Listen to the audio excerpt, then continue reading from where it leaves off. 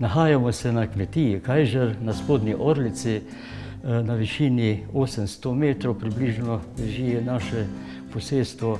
Imamo okrog 78 hektarjev vseh površin.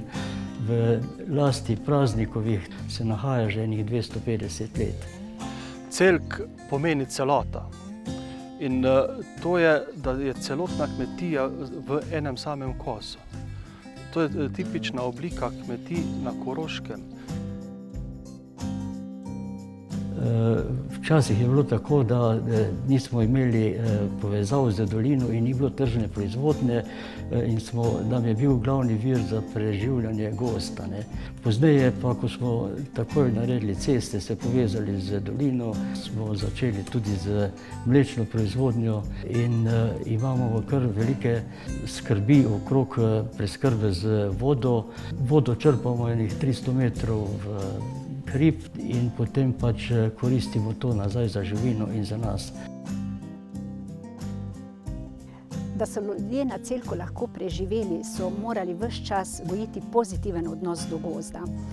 Seveda se je življenjem, z razvojem družbe ta odnos moral spremeniti.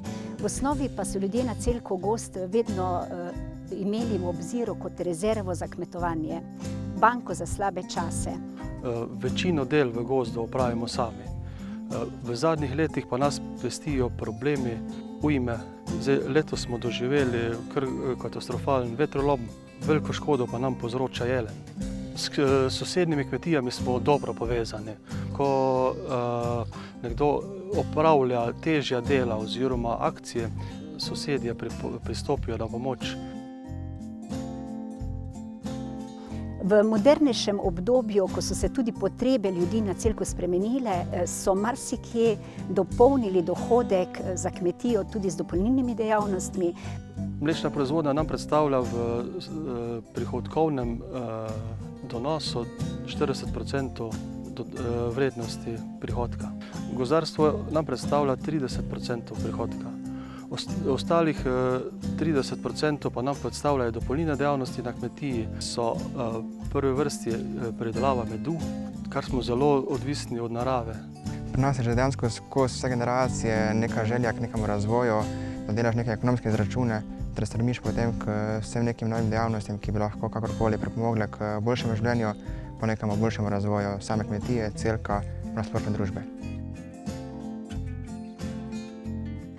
Lastnik gozda na Celku se takoj odzove na razne ujme.